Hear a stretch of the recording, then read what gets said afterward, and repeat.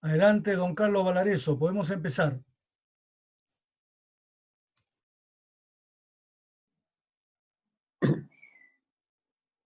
Muy buenas noches, distinguidos amigos, patriotas que participan en la segunda fecha del quinto encuentro de patriotas Lambayeque, Generosa y Benemérita.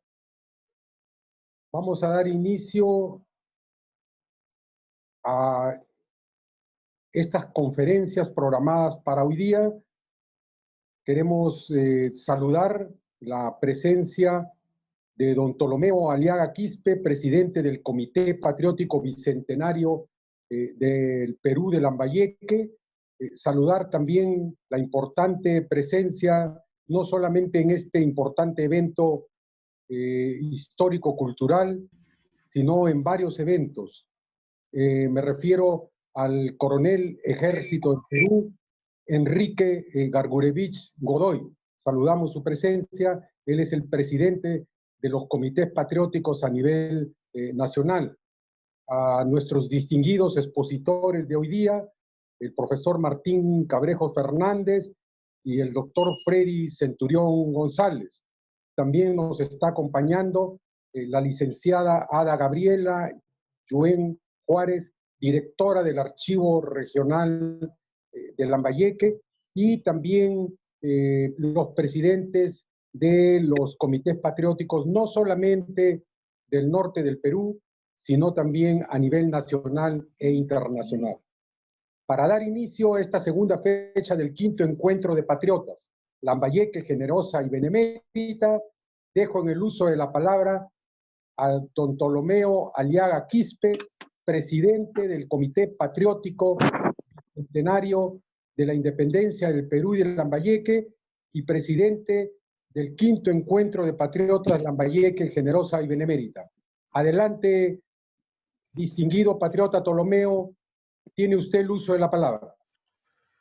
Muchas gracias, don Carlos. Señor coronel, Ejército del Perú, Enrique Gargurevich Godoy, presidente nacional de los comités patrióticos bicentenario de la Independencia del Perú. Distinguidos patriotas de los diferentes comités patrióticos bicentenario, tanto en el Perú como en el exterior. distinguidos conferencistas de esta noche, patriota Martín Cabrejos Fernández y distinguido señor Freddy Centurión González. Bienvenidos a esta sala virtual donde hoy, 26 de diciembre del año 2020, vísperas del bicentenario del primer grito de libertad que se dio en el norte del Perú, la noche del 27 de diciembre de 1820, pues es un honor recibir a cada uno de ustedes en esta sala virtual para recordarles también que en Lambayeque todo estaba previsto para que el día 12 de diciembre se dé el primer grito de libertad. Pero noticias de que venían tropas españolas procedentes de Piura impidieron que el 12 de diciembre sea esa magna fecha.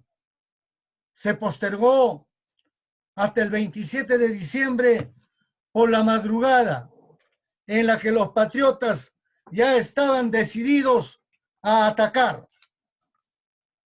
Sin embargo, la participación del coronel Juan del Carmen Casós, jefe de las milicias disciplinadas de Lambayeque, impidieron que se realice tal ataque y que más bien se envíe una notificación a los oficiales del Escuadrón Veteranos del Rey que estaban acantonados en la casa de la aduana.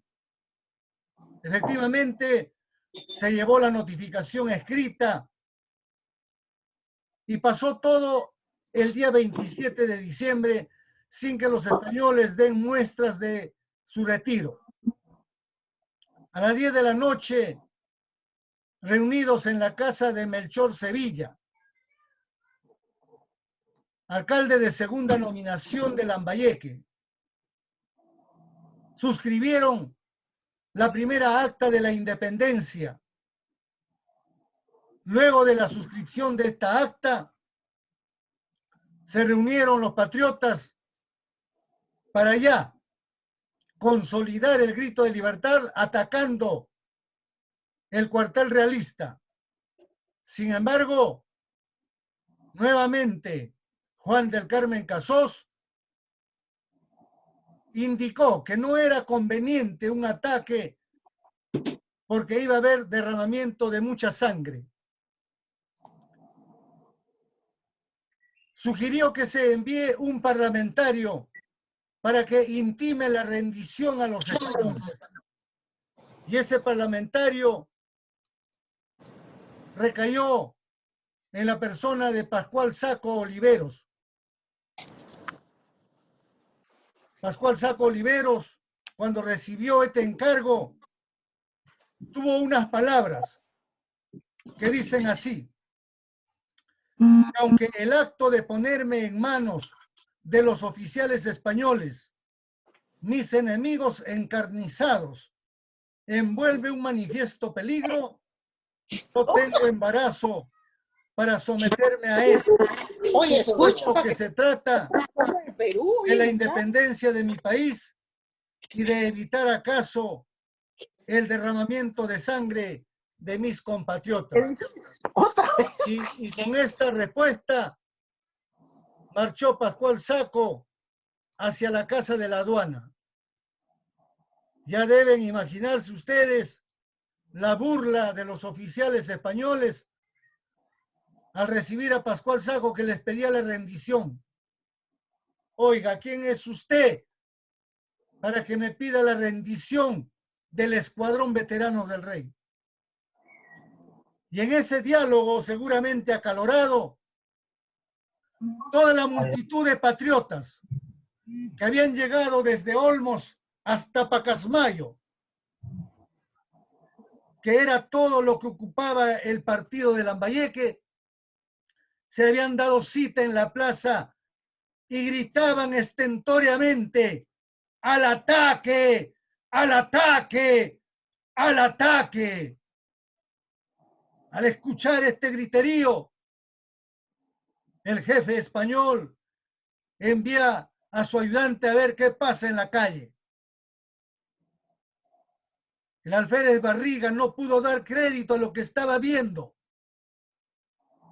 Miles y miles de patriotas, armados con rifles, palos, rejas, rejones, piedras, habían rodeado el cuartel de la aduana y estaban listos para iniciar el ataque.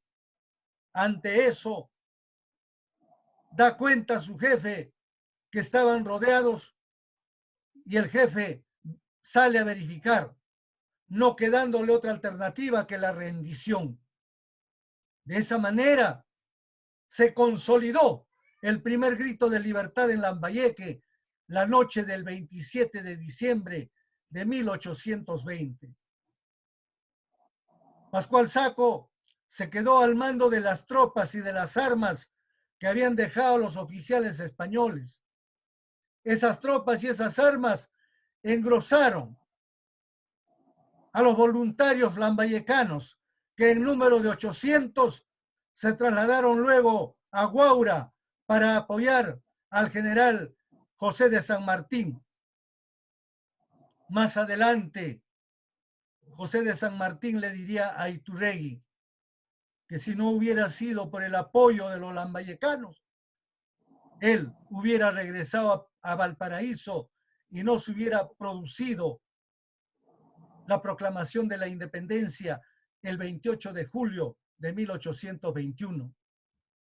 Y por ese gesto de los lambayecanos, el gobierno provisorio de José de San Martín, el 15 de junio de 1822, da la ley 1257, en la que otorga a Lambayeque el título de ciudad con el renombre de Generosa y Benemérita. De esa manera se dio el primer grito de libertad.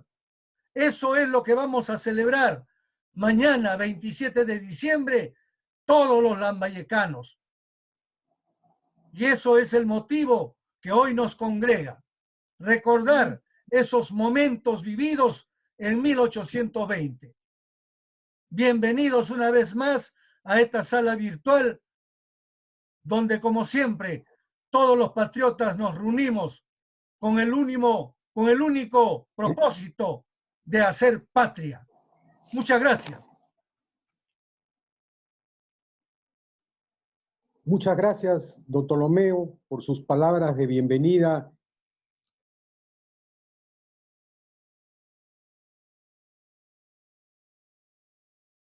E inauguración de este importante, generosa y benemérita. Es importante recordar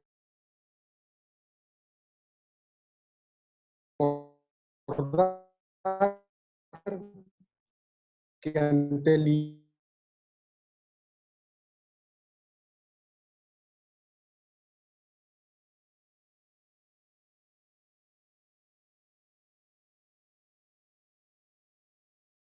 intenso trabajo realizado por el comité presidente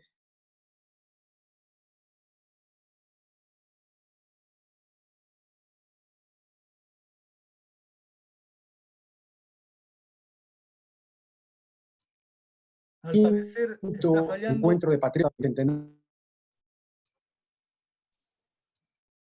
Parece que hubo una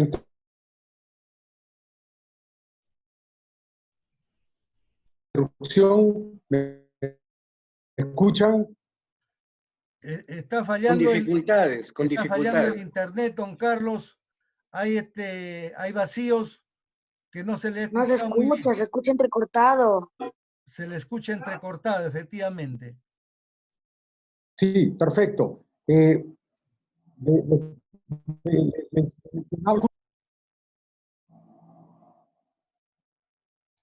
en tanto se solucione, don Carlos, en tanto se solucione el problema técnico que tiene el ingeniero Valareso, invitamos en esta noche a nuestro primer conferencista, al patriota, poeta, escritor e historiador Martín Cabrejos Fernández, a quien lo recibimos con fuertes aplausos. Solicito, por favor, muy buenas noches. Solicito la posibilidad de compartir un archivo, por favor.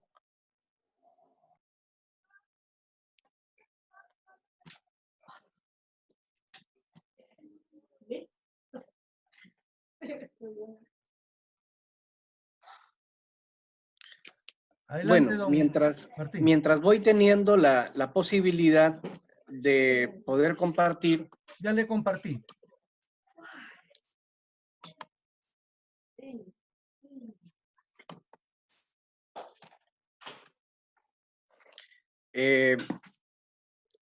Muy buenas noches con todos. Un honor nuevamente poder participar en mi calidad de miembro del Comité Patriótico Bicentenario para desarrollar un tema que por iniciativa del Comité Patriótico Bicentenario hemos venido desarrollando en los 2 últimos años, con el objetivo de poder dar a conocer los hechos ocurridos en Lambayeque entre el 27 de diciembre del año 1820 al 14 de enero del año 1821. Sin embargo, hemos tenido también la posibilidad de dar a conocer hechos ocurridos con anterioridad, incluyendo algunos de ellos ocurridos de acuerdo a fuentes históricas desde el propio siglo XVI. Quiero en primer lugar señalar que la idea de independencia era una novedad. El derecho divino de los reyes no preveía sino la dependencia a la paternidad, en nuestro caso del rey de España. Mencioné hace algún tiempo un documento escrito por el propio Túpac Amaru II, José Gabriel Condorcanqui, mientras seguía una causa para el reconocimiento de sus títulos. La carta se inicia indicando vuestra amadísima paternidad. Es decir, que lo normal era la actitud de dependencia con respecto de la persona del rey y con respecto de la monarquía, el derecho divino de los reyes, sustentado por Thomas Hobbes o por John Locke o por Jacques Bousset, era la ideología que prevalecía en aquellos tiempos.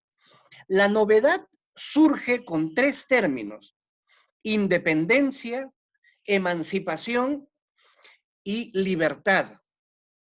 La independencia como un término netamente de carácter político y que significa la separación de un espacio territorial que había sido dependiente de otro, en este caso el virreinato peruano o el Perú, que se separaba de la monarquía española.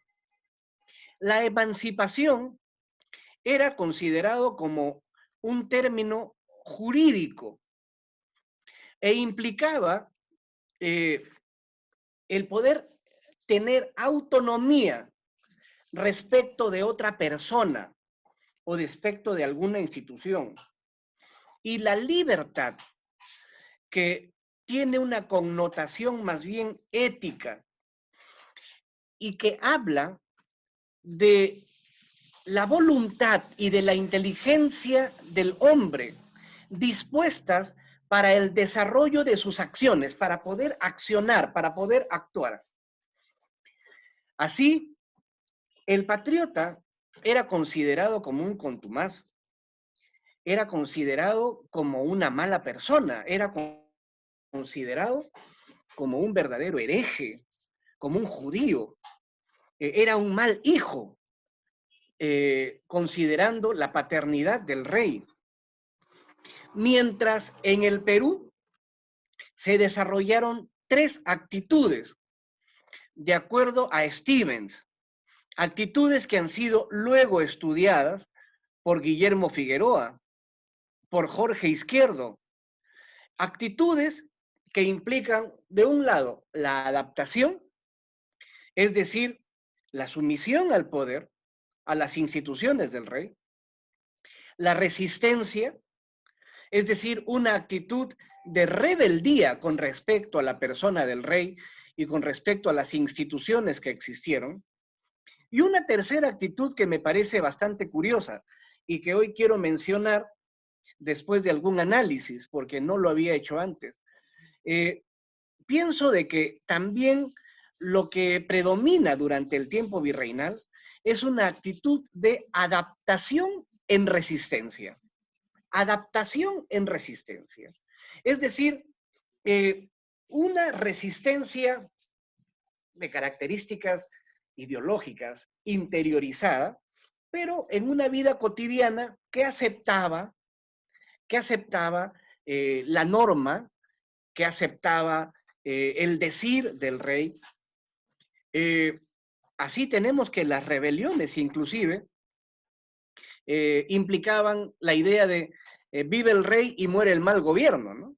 Viva el rey y muere el mal gobierno. Una actitud de adaptación en resistencia. ¿Nació bien nuestra república? ¿Nació bien? Creo que no. Luis Alberto Sánchez refería hace un momento en otra tribuna, Luis Alberto Sánchez dijo que el Perú ha sido una república antes que una nación, que ha tenido una constitución antes que un código y que ha tenido también comercio antes que moneda. Acá en el Perú no hemos tenido una república como una consecuencia de una lucha articulada, sistemática, sino que hemos tenido una república, quiero entrecomillar, por favor, lo entrecomillo, una república impuesta ideológicamente por los patriotas que condujeron o que lideraron el proceso final, articulado únicamente a partir de julio de 1821. ¿Cómo vive el Perú republicano actualmente? Basadre ya nos ha dicho, y hasta el día de hoy se actualiza esta versión de Basadre. Tenemos un estado empírico y tenemos un profundo abismo y desigualdad social. De manera que hoy día quiero hablar sobre las independencias del Perú. No sobre la independencia, sino sobre las independencias del Perú, teniendo a Lambayeque como una de las independencias, como la primera de las independencias ocurridas en el norte del país, dentro de la Intendencia de Trujillo. Y quiero referirlo como también tengo la convicción de que hablamos hoy día, más que de nación, de naciones peruanas. Una publicación ilustrada del siglo XVIII fue el Mercurio Peruano. El Mercurio Peruano tiene una división cronológica en cuanto a las ideas que podía proporcionarnos. Desde 1790 hasta 1792, el Mercurio Peruano nos proveía más bien una visión del Perú desde la oligarquía, una visión hispana, una visión dominante. Pero Olinda Celestino, que es quien ha hecho esta división, nos dice que una cosa es lo que dice el Mercurio Peruano entre 1790 a 1792 y otra muy distinta, la que nos dice de 1793 a 1795. Así, Antonio de Ulloa y de la Torre Giralt, en el año de 1792, nos refiere su visión sobre el aborigen llamado indígena peruano. En una publicación que él produjo y que se llamó Viajes hacia América del Sur o Viajes a América del Sur. En esta obra, Antonio de Ulloa y de la Torre Giralt menciona sus observaciones realizadas en la parte sur del continente americano. Y así nos habla de que el indígena peruano o aborigen peruano era propenso a la embriaguez, por ejemplo. Nos dice que tan solo sabía cazar y pescar. Nos habla del indígena peruano como una persona rústica, como una persona dada a embriagarse también con su esposa y a incitar a embriagarse a sus hijos. Nos habla de que hay en él alevosía, astucia, lo tilda de inhumano, y finalmente nos dice que es corto de nociones.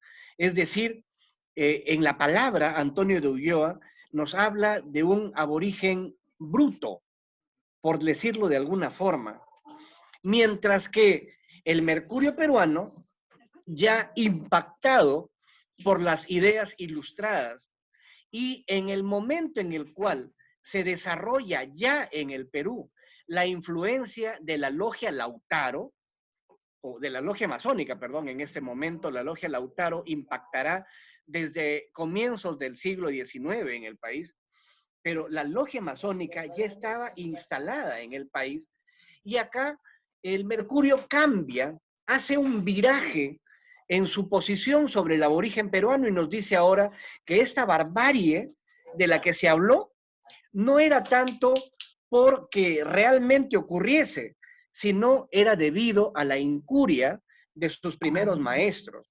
Es decir, se debía a la falta de tino de los españoles de años anteriores.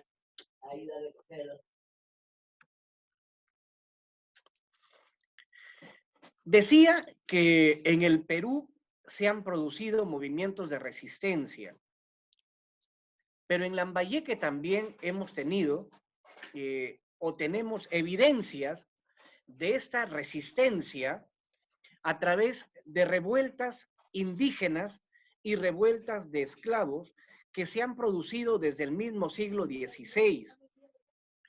En el año de 1540, por ejemplo, en el año de 1540, por ejemplo, Sequipo, que era un líder étnico de Jayanca y de Pacora, se subleva y es finalmente ajusticiado, ahorcado en el pueblo de Lambayeque. Don Pedro de los Santos, también en el año de 1750, encuentra refugio. Don Pedro de los Santos era considerado un bandolero, ¿no? Pero encuentra refugio en Lambayeque, donde finalmente es ajusticiado. En 1771 se producen tumultos en Lambayeque y en la localidad de Morrope, el cura de Morrope vio peligrar su vida debido a estos tumultos y por el tema de diezmos. En 1781, de acuerdo a Valdemar Espinosa, se hablaba de la presencia de un emisario de Túpac Amaru II en tierras lambayecanas. Esto es también confirmado por el historiador Castillo Sime. En 1785, 1804 y 1807, los pueblos de Pomalca, Mocupe y Moncefú, respectivamente, se sublevan por temas de tierras, de agua, contra los hermanos Juan José y Juan Alejo Martínez y Pinillos, pero también los negros. Entre 1778 y 1779, según Valdemar Espinosa, los pardos y los morenos se sublevan contra el visitador Areche por el tema de la contribución militar de 2 pesos al año. Finalmente Areche tiene que cambiar de opinión y permitir que ellos no paguen esta contribución. José Patrocinio Falla, conocido como Geraldo, que para algunos, por notas de archivo, era una suerte de delincuente, pero para otros era un rebelde contra las autoridades españolas, logra fugar de una prisión en Lambayeque al grito de ¡Viva el rey y muera el mal gobierno. Así, el proceso de la independencia del Perú, a mi juicio, no fue un proceso articulado, es decir, no fue sistemáticamente desarrollado en plena coordinación, con un plan único, establecido, esbozado por José de San Martín, sino que fue una respuesta de las élites provincianas de cada uno de los lugares de mayor importancia del país. Se articula el proceso de la independencia, a mi juicio, desde el 28 de julio de 1821, cuando se produce la independencia de Lima. Pero antes de la independencia de Lima, entre otros lugares, ya se había independizado Lambayeque el 27 de diciembre, antes que Trujillo, que proclamó la independencia el día 29 de diciembre. ¿De dónde viene entonces la contradicción? ¿Por qué se piensa que Trujillo, el día 29 de diciembre, proclama su independencia y es el primer lugar del norte del Perú que proclama dicha independencia? La confusión se debe a dos aspectos. Primero, que el día 27 de diciembre de 1820, cuando se produce la primera independencia, que es la de Lambayeque, el acta que se firma es únicamente entre los miembros del Cabildo. Los miembros del Cabildo habían hecho esa reunión prácticamente de manera secreta. Sin embargo, tuvieron el cuidado de registrarla. En la misma acta se establece la razón del secreto de dicha reunión. Entonces, esa reunión es válida, es totalmente válida. El acta así lo certifica. Luego, el pueblo bajo y el mismo Cabildo firmarán nuevas actas el día 31 de diciembre, en que se firman 2 actas de independencia, y la última el día 14 de enero de 1820.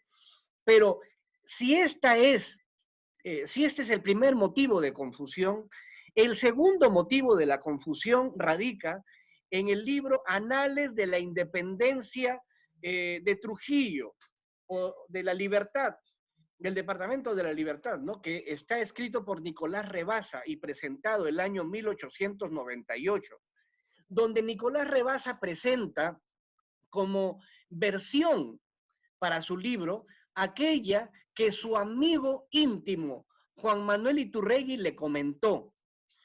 Y en esta versión de su amigo íntimo, Juan Manuel Iturregui, según Rebasa, se menciona las actas del día 31 de diciembre y no la del 27.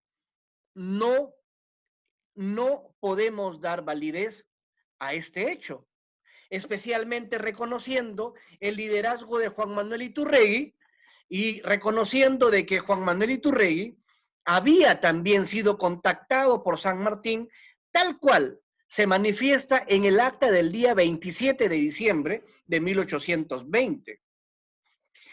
Finalmente, esta controversia sobre si la primera independencia ocurre en Lambayeque o en Trujillo fue debatida, fue discutida por la Comisión del Congreso para el primer centenario de la independencia del Perú.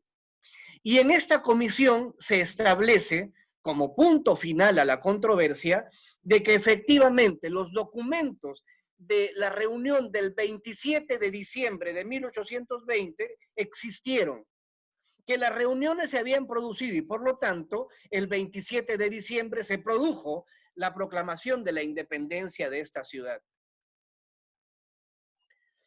Lambayeque, antes de la independencia, era parte de la Intendencia de Trujillo, gobernada por Torre Tagle, era uno de sus 8 partidos, era una de sus poblaciones más importantes y tenía prácticamente 32,000 habitantes. Creo que la razón principal de la independencia de Lambayeque, además de las muchas razones sociales y políticas, fue la razón económica. Según Leguía y Martínez, el partido de Lambayeque tenía una posición estratégica, comercialmente hablando, pero también militarmente hablando. Comercialmente hablando, era una zona de paso, pero era un nodo comercial. Miren lo que dice, que su capital pudo llamarse, como se le ha llamado siempre, Sultana del Norte, vivero inagotable de trabajo, de industria y de comercio. Es un reconocimiento al potencial económico de Lambayeque, pero estratégicamente, Ptolomeo es militar, el coronel Gargurevich es militar, sabe que Lambayeque tiene una posición estratégica en ese tiempo porque estaba lo suficientemente lejos de Trujillo para evitar que las tropas de Torre Tagle, que las tropas del rey llegasen pronto hacia Lambayeque. Y también estaba en una posición estratégica por los contactos que tendría con Guayaquil, con Cajamarca, con Chachapoyas, pero también tenía contactos ya con Chile y Panamá, según nos dice Teodoro Rivero Ayón en Lambayeque, Sol, Flores y Leyendas, libro del año 1975. Por otra parte, hay una serie de eventos económicos que nos pueden mostrar el por qué la causa económica de la independencia en Lambayeque es válida. El aumento de los impuestos, el monopolio decretado sobre el tabaco y sobre los cordobanes, entendiendo de que Motupe era el principal lugar de producción de tabaco, el fracaso del monocultivo de caña de azúcar debido al comercio que venía desde Brasil, los fenómenos del niño, los meganiños del 1720-28 y fines del siglo XVIII, que producen que el ganado, que era la actividad, la ganadería, a la cual se habían ido los hacendados, se ahogase y se pierden los productos como el cebo o las pieles, por ejemplo. Baja por toda la crisis económica la oferta de esclavos, se pierden haciendas y hay problemas entre indígenas, blancos. Hay una norma de la época que se llama riego de blancos, riego de zambos, riego de negros, que nos habla de los problemas que habían por agua y tierras, ya que los indígenas recibían tierras que estaban más cerca del mar. O también se decía que el indígena era dueño de la tierra, pero el español era dueño de todo lo que la tierra producía. O sea, es una locura pensar que la población podría aguantar todo ese tipo de desigualdad y de exclusión. Facilitaron la independencia, la llegada de San Martín, el paso del batallón Numancia a las tropas patriotas, la determinación de los cabildos urbanos, como lo hizo Lambayeque por la independencia, la conformación de las logias lautarinas, en el caso de Lambayeque la logia White Star, integrada fundamentalmente por vecinos notables. Recordemos que Juan Manuel Iturregui era uno de los miembros, que en su casa se hacían reuniones, que Pascual Saco era miembro también y que en la casa de Pascual Saco, el padre de Pascual Saco también hacía reuniones secretas en favor de la independencia. Y que además de esto, hubo levantamientos de indígenas, como ya lo he demostrado al comienzo de la exposición, y de esclavos, pero además hubo litigios judiciales. Los negros denunciaban a sus amos, porque los amos no les querían dar la manumisión o el derecho a ser libres. Ellos querían pagar por su libertad, los amos no los dejaban y los negros iban y los denunciaban a los tribunales de justicia. En el archivo regional de Lambayeque hay litigios y también hubo cimarronaje, es decir, negros que huían, hacían pequeñas comunidades y se convertían también en asaltantes de caminos. Hubo 4 actas de la proclamación de la independencia de Lambayeque. La primera de ellas, el 27 de diciembre de 1820, a cargo de los miembros del Cabildo. La segunda y la tercera, el día 31 de diciembre de 1820, nuevamente por los miembros del Cabildo y luego por el Pueblo Bajo. Y finalmente el 14 de enero, en que también juran a la independencia los miembros del clero, entre otros.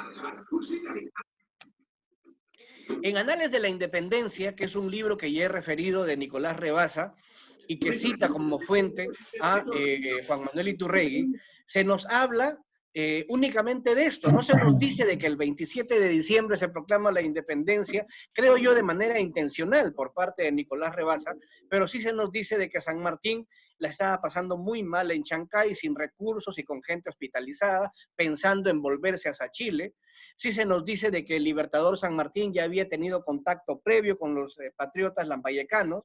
Se nos dice también de que Juan Manuel Iturregui fue quien le cuenta a Nicolás Rebasa de cómo se produjo la independencia de Lambayeque, se lo cuenta en el año de 1852. También Juan Manuel Iturregui le comenta a Nicolás Rebasa de que una vez proclamada la independencia de la Intendencia, Torre Tagle quiere de inmediato nombrar gobernadores y que Juan Manuel Iturregui rechaza esa posibilidad para irse en ayuda de San Martín. Nos refiere el mismo libro de Nicolás Rebasa dos anécdotas. Nos dice de que hubo un personaje llamado Diablo Grande, dígase de paso, muy mal representado en un documento que ha emitido la Municipalidad Provincial de Lambayeque. Muy mal representado.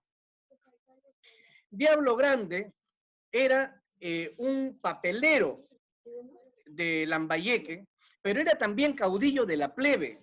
No se sabe dónde nació, si en Chile o en Buenos Aires, aunque un documental ya afirma sobre ese hecho.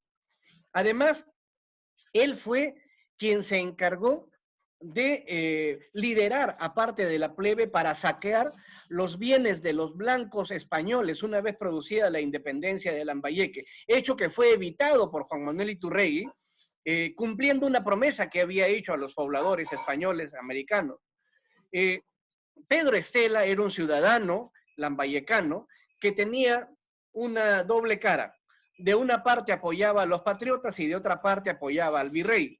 Así que una anécdota nos cuenta cómo Pedro Estela manda una carreta con 2,000 onzas de oro escondidas en cajetas y pone encima aguardiente y dulces.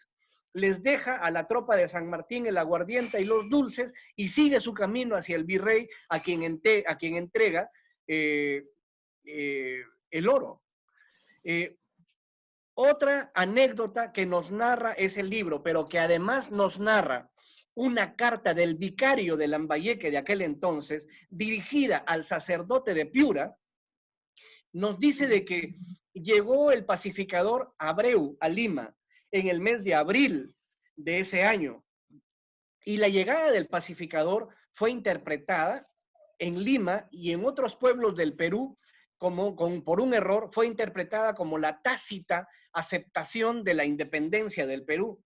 Así que el vicario de Lambayeque en la carta le cuenta a un cura en Piura de que el pueblo de Lambayeque en abril de 1821 salió a las calles a celebrar la independencia de Lima. Pero esto había sido un error. El pueblo lambayecano se había confundido. La independencia de Lima no se produjo en el mes de abril. Los lambayecanos han aportado dinero, joyas, cordobanes, caballo, ganado para el sostenimiento del ejército del Libertador, pero han aportado con hombres de todas las clases sociales. Han ido a luchar en favor de la independencia indígenas notables. Las familias las menciono en la diapositiva.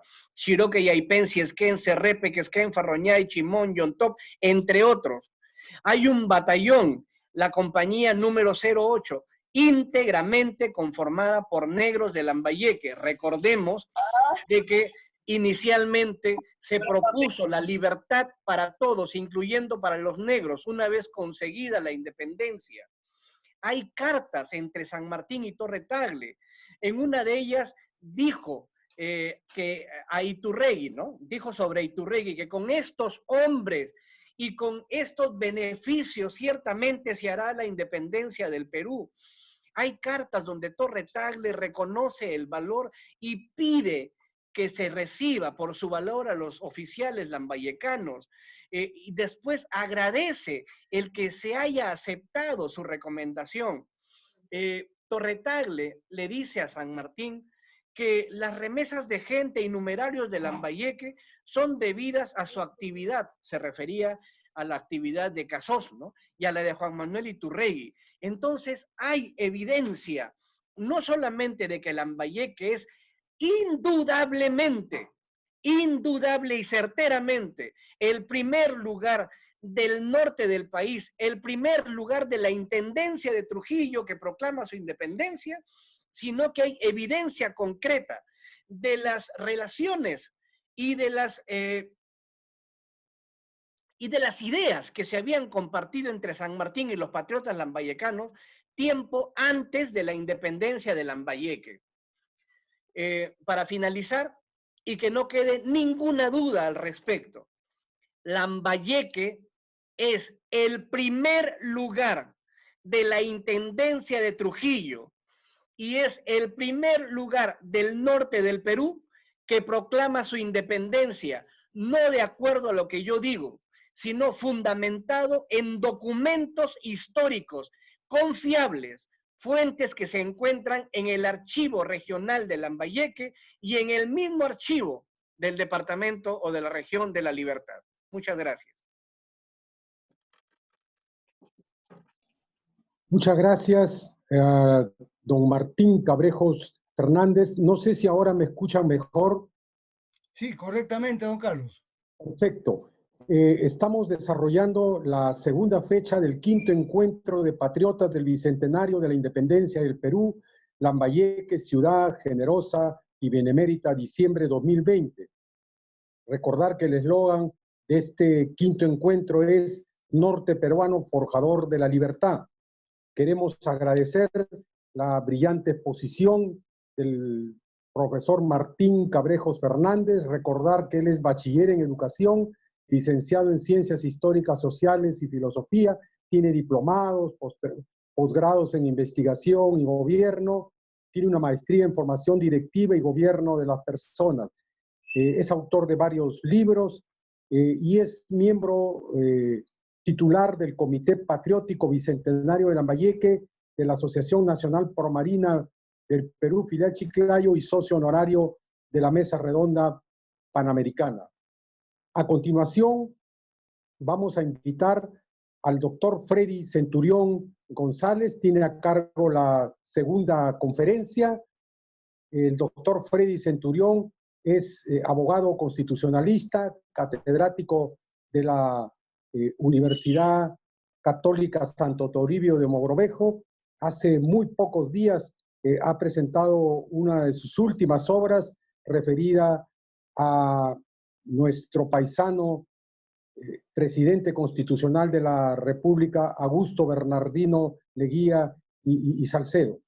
Sin más preámbulos, dejamos en el uso de la palabra al doctor Freddy Centurión González. Adelante, Freddy, con su conferencia. Muy buenas noches con todos. El tema de mi conferencia es sobre, dado el tiempo, un tema en el cual había estado revisando anteriormente, trabajando, son unos apuntes esto, sobre Lambayeque en la guerra contra la Gran Colombia, en el año 1828-1829, la primera guerra de la República. Dentro de... Voy a compartir pantalla en primer lugar. En principio, cuando nosotros estudiamos la historia militar peruana, siempre nos centramos mayormente en la guerra de 1879, la guerra con Chile, y en menor medida la guerra contra España del año 1866 o la guerra contra Ecuador, la guerra del 41, mayormente. La guerra contra la Gran Colombia, la primera guerra de la joven República Peruana, suele recibir una atención limitada por parte de la historiografía, a pesar de su importancia. Y entonces estos apuntes habían comenzado revisando la bibliografía especializada, que más bien le dedican al tema unas cuantas páginas, cuando no algunos capítulos. Los orígenes de esta primera guerra, la primera guerra de nuestro país, arrancan con el final accidentado de la influencia del libertador Simón Bolívar en el Perú, no ha pasado ni 5 años desde que el Ejército Unido Libertador alcanza la victoria en los campos de Ayacucho, cuando se están enfrentando ferozmente en las escabrosas sierras del Portete de Tarqui. La ponencia va a estar dividida en 3 grandes partes. La primera parte, un contexto local, qué es lo que ocurre en Lambayeque antes de la guerra. Segunda parte, contexto nacional, cómo es de que se llega a la situación del conflicto. Y tercero, propiamente dicho, la guerra en sí y la repercusión que se puede encontrar en el departamento de Lambayeque a través de documentos, algunos que están en el archivo regional y que tuve ocasión de revisarlos antes de que comenzara esta desgraciada situación que todos conocemos, algunos documentos que he podido encontrar en distintas recopilaciones documentales y algunos en concreto que pude conseguir en Lima, en un anticuario en el Jirón Amazonas. Bueno, antes de que empezara todo esto, claro está. Entonces, en principio, tenemos que ver a Lambayeque. El partido de Lambayeque se encuentra, al organizarse la República, el antiguo partido de Lambayeque o de Saña, que había sido en antiguos virreinales, se convierte en provincia. Una de las 10 provincias que conformaba el Departamento de la Libertad. Y el Departamento de la Libertad, si ustedes se fijan en el mapa, abarcaba prácticamente todo el norte. Trujillo, Piura, Jaén, Chachapoyas, Cajamarca, Chota, Huamachuco, Patás y Maynas. O sea, todo el norte, prácticamente. Como Lambayeque se encontraba entre Trujillo, Piura, entre Guayaquil y Lima, era parte de un nutrido fluido comercial. Por ejemplo, en la otra imagen es una página de un periódico, el Mercurio Peruano, edición de septiembre de 1829, en la cual anuncia la salida de barcos, en este caso de un barco nacional, el Bergantín Nacional Cora, que saldría dentro de 8 días para comerciar tanto y transportar personas, comercio y transporte de personas. Y obviamente ahí vemos de que iba a llegar a lo que es Huanchaco, Pacasmayo, Lambayeque, Paita y Guayaquil. Ahora, el tema de Lambayeque nos presta ciertas dudas. El puerto de Santa Rosa de Lambayeque, que suele aparecer en los documentos de aquella época, porque San José recién empieza a despuntar a partir de los años 1830 y tantos, más o menos. Entonces, y bueno, el agente naviero de esta empresa, de este barco, era nada menos que un prócer de la independencia, Melchor Sevilla, el que había sido el alcalde de segunda nominación cuando el grito de 1820, por ejemplo. Entonces, Lambayeque, debido a su geografía, producía una importante cantidad de frutos mayormente agrícolas. Legumbres, caña, fistola, según lo que mencionan en aquella época, los cocos, dátiles, tamarindos, los tumbos, mangos, exportaban chancaca, tabaco, el tabaco que era exportado a Chile desde tiempos virreinales, y obviamente arroz y azúcar en grandes cantidades. Pero no solamente eso, también se encargaban de producir cebo, jabones, pieles, ganado que formaba parte de las riquezas de valor. Inclusive a la alfalfa era un producto que se exportaba de la provincia de Lambayeque. La alfalfa la dejaban secar y luego era mandada a Lima, principalmente como forraje para el ejército. Aparte, hablemos de que en Eten, en Monsefuye, en Lagunas, se preparaban sombreros, al mismo tiempo también se hacían colchas, se hacían alfombras en base a la paja, que eran exportadas a Guayaquil y hacia el sur del Perú. Entonces, sin embargo, Lambayeque tenía un serio problema, el clima. Y el clima, el problema principal es el tema del fenómeno del Niño. Los valles costeros siempre han tenido esta problemática constante cada determinada cantidad de tiempo.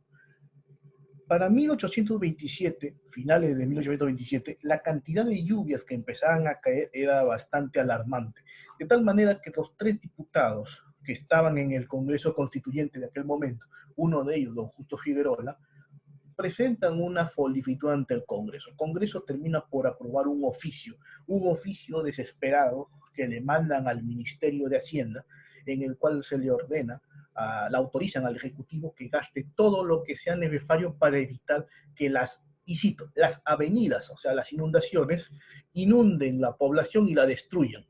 Ordenan que se nombre un ingeniero hidráulico para que dirija las obras y evite la posibilidad de las inundaciones.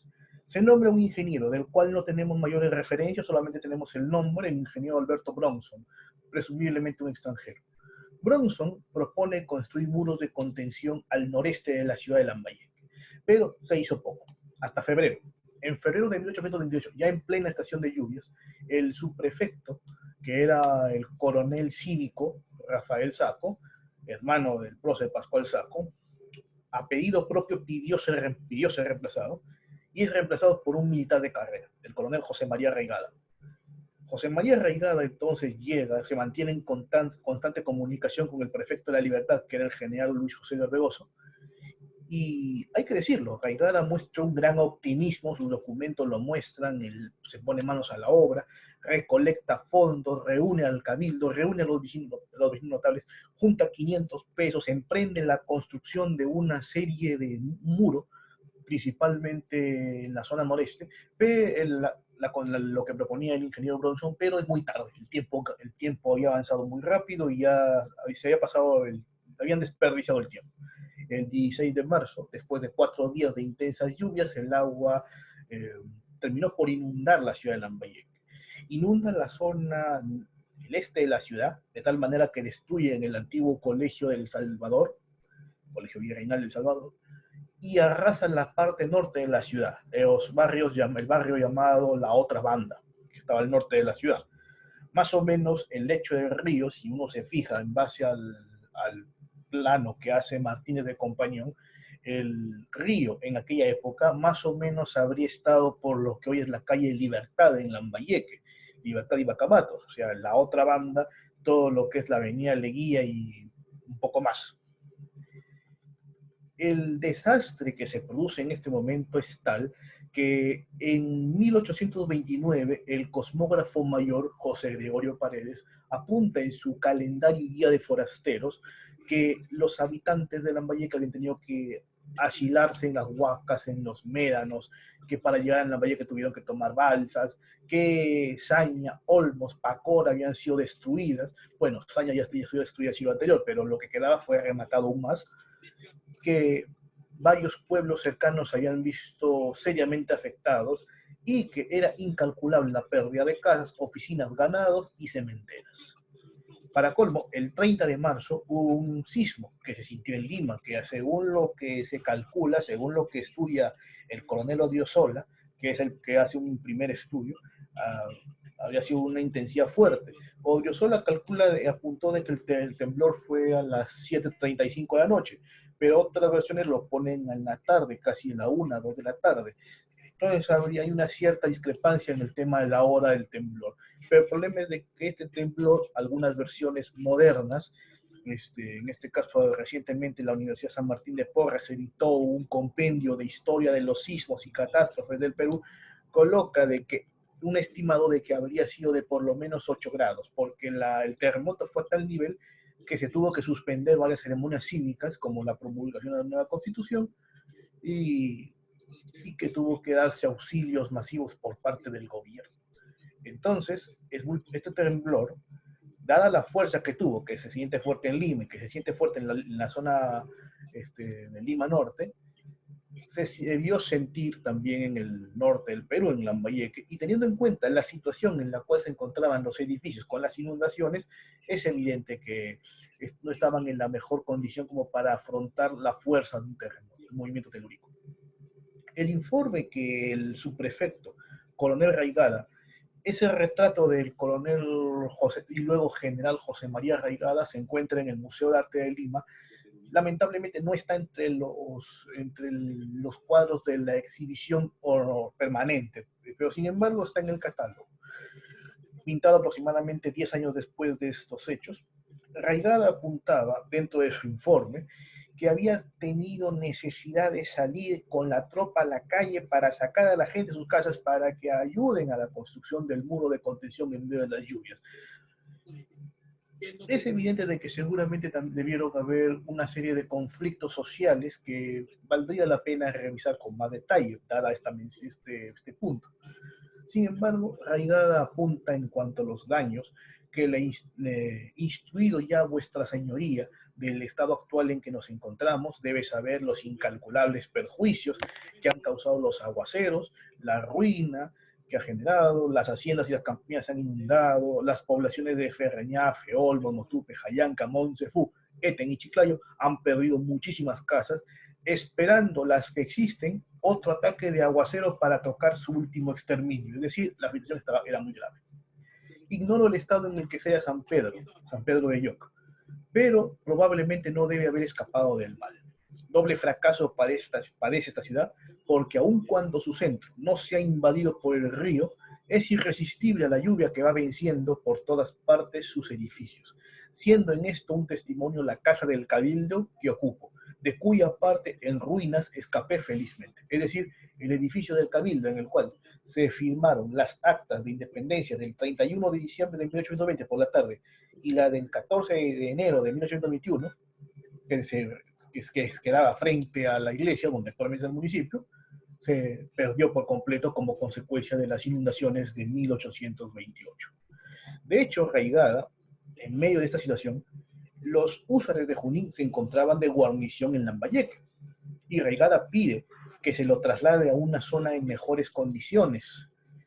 Orbegoso decide más bien acceder y le permite que los húsares, el cuerpo en sí, pase a Trujillo, mientras que las cabalgaduras se coloquen en Olmos por la necesaria concentración que se venía. La condición en la que quedó Lambayeque fue desastrosa, hay que decirlo, de tal manera de que hay documentos del diputado Mariano Pastor que en 1833 estuvo en constantes trámites para pedir exoneraciones y consideraciones para la zona, la provincia de Lambayeque, en cuanto a temas de contribuciones y de reclutamiento. De hecho, cito ahí el oficio que el prefecto de la Libertad, que el Ministerio de Guerra y Marina le envía al prefecto de la Libertad en relación con los pedidos del Mariano Pastor, impuesto el gobierno a solicitud del diputado Mariano Pastor, etcétera, etcétera, de la situación miserable de los pueblos, dignos de la mayor consideración por los sacrificios que han hecho para conservar la independencia, cuyo grito fue el primero que se oyó en la República. Es decir, reconoce el sacrificio de Lambayeque y de que la situación está fatal en la provincia. Por un lado, es el contexto local. Si nosotros hablamos de un contexto nacional, estamos entrando, en algún momento he tenido discusiones con algunos amigos historiadores que cuando termina el periodo de independencia, algunos dicen 1826 con la rendición de Rodil. Yo más bien me inclinaría a suponer 1827, porque en 1827, enero del 27, las tropas grancolombianas se amotinan en Lima pidiendo volver a su patria, y se deroga la constitución, la polémica constitución promulgada a instancias del Libertador Bolívar. La única constitución que no fue aprobada por un congreso, que fue aprobada por un grupo, una reunión de los colegios electorales. Entonces, hay este golpe de Estado en Lima en enero del 27. El régimen bolivariano cae.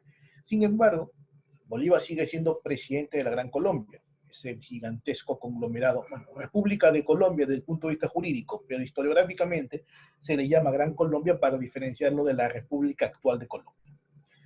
Al norte está Bolívar como presidente de la Gran Colombia, pero al sur está Sucre, su mano derecha, como presidente de Bolivia. Entonces el Perú está atrapado entre dos fuegos. Y en medio de esto, en junio de 1827, tenemos un nuevo presidente. El Perú convoca elecciones y al final es elegido el mariscal José de la Mar como presidente de la República. La Mar comienza su gobierno con condiciones difíciles. Al norte está Bolívar, al sur está Sucre. Tiene una constitución que todavía está vigente, es decir, cuando se da el golpe contra las tropas colombianas, dan el golpe de enero del 27, se deroga la constitución vitalicia y se restablece temporalmente la constitución de 1823 hasta que se elabora una nueva constitución. La MAR tiene que estar con la constitución de 1823 que disminuye las funciones del Ejecutivo. La hacienda pública es insuficiente y está con las deudas de la independencia. La economía está deprimida y se va a deprimir, al menos en la provincia de Lambayeque, aún más con la situación. Pero de todas maneras hay ciertos elementos favorables. El prestigio del presidente, que es un hombre correcto, a tal punto de que él mismo dijo de que el título de presidente lo asustaba, modesto hasta el final, es decir, no tenía ninguna sospecha de corrupción, lo que hoy llamaríamos corrupción, contaba con el respaldo de la mayor parte del poder legislativo, empezando por su presidente, Luna Pizarro. Había una marina de guerra importante con un jefe competente, el almirante Guise, y la población tenía el ánimo de cambio en esta situación, ciertas esperanzas. Pero lamentablemente el gobierno de la Mar, como veremos, no supo superar los conflictos internos y externos que lo embrollaron. En medio de esto, el gobierno empieza a ir organizando la concentración de tropas a lo largo de las fronteras, en el norte y en el sur, y eso explica que los húsares de Junín estén en Lambayeque en medio de la coyuntura del desastre del 28, precisamente por el tema de que están al norte Bolívar, al sur está Sucre. De tal manera de que el gobierno organiza dos grandes divisiones, la división del norte y la división del sur. La división del norte estará a cargo del general José María Plaza. José María Plaza había sido soldado que venía con San Martín, argentino de nacimiento, bueno, de las Provincias Unidas, se había nacionalizado peruano, se había establecido en la provincia de Lambayeque, de hecho, donde había comprado las haciendas de San Nicolás y Zipán, sin ir más lejos. Y la división del sur, que estaba al mando del general Gamarra. El gobierno de la Mar se pone manos a la obra, presenta el primer intento, bosquejo, de lo que llamaríamos un presupuesto, que no llegó a la aprobación ciertamente, pero se promulga la Constitución del año 1828, ¿no? La que es considerada por los estudiosos como nuestra Constitución madre, porque sienta los lineamientos que van a seguir la organización del Estado peruano decimonónico. Sin embargo, en mayo del 28, el 1 de mayo, el ejército peruano, la división del sur al mando de Gamarra, ingresa en Bolivia. Ha habido una serie de problemas y desórdenes en Bolivia, Sucre ha sido herido en un atentado, y Gamarra ingresa a Bolivia. Es un paseo triunfal, a decir verdad, la marcha de Gamarra por Bolivia, que termina con el Tratado de Piquiza en julio del 28, que establece de que Sucre va a renunciar a la presidencia de Bolivia y de que termina la influencia colombiana en Bolivia propiamente dicho. Esta intromisión, por así decirlo, de Gamarra en los asuntos de Bolivia indignó a Bolívar. Bolívar estaba molesto y considera de que quizá una buena forma para liberarse de las presiones las presiones centrífugas dentro de la Gran Colombia es una guerra contra el Perú. Unía a la Gran Colombia en base a una guerra contra un enemigo común. Y el 3 de julio, Bolívar declara la guerra al Perú. 3 días después, Gamarra acordaba el Tratado de Piquiza con Bolivia, que establecía la salida de Sucre. Entonces comienza prácticamente la guerra contra la Gran Colombia. Tanto Bolívar como la Mar empiezan a confiar en un juego de las alianzas, de los enemigos de los regímenes opuestos, que eso podría brindarles una victoria a cualquiera de las partes. Bolívar tenía el problema de la oposición liberal contra su gobierno. De hecho, se sublevaron en contra de Bolívar en medio de la guerra. Los generales Hilario López y José María Obando se sublevan en Pasto y Popayán, con lo cual le cortan el acceso a Bolívar hacia la zona de Quito para poder llegar. Aparte están las fuerzas de los generales Páez y Santander, que si bien no se muestran abiertamente contra Bolívar, tampoco están muy dispuestos a secundarlos porque no están conformes con la idea cada vez más centralista que sostiene el Libertador. Sin embargo, en el Perú tampoco la cosa es unidad. En el Perú más bien está el problema de que hay un triunvirato, lo que Jorge Basadre llamó un triunvirato. Por un lado hablamos del general Fanta Cruz, que es ministro del Perú en Chile, en aquel momento, va a ser elegido presidente de Bolivia, Gamarra, el jefe de la División del Sur, y La Fuente, prefecto de Arequipa, que tiene la misión de reunir un nuevo ejército. Entre los tres no quieren a la Mar, no están de acuerdo con la Mar y van a estar conspirando para lograr la caída del presidente. Una conducta que en tiempo de guerra merecería un calificativo más fuerte del que normalmente la historia los ha tratado. Sin embargo, Félix de Neri Luna en algún momento consideraba de que esta guerra más bien tendría que ser considerado como uno de los capítulos finales del sueño bolivariano de la Gran Confederación Andina, por así decirlo. Hablando de esto, entonces, nosotros entenderíamos de que el ejército tenía dos divisiones, como les voy diciendo. Estas dos divisiones tenían 11 batallones, 9 batallones de infantería, tenía un regimiento de caballería, los Usuarios de Junín, más 4 escuadrones más, los lanceros del Cusco, los lanceros del Callao, los dragones de Arequipa y los dragones de la policía, más un cuerpo de artillería. Todo ello aumentaría pronto su fuerza combativa con los numerosos cuerpos cívicos que existían en el resto de la República.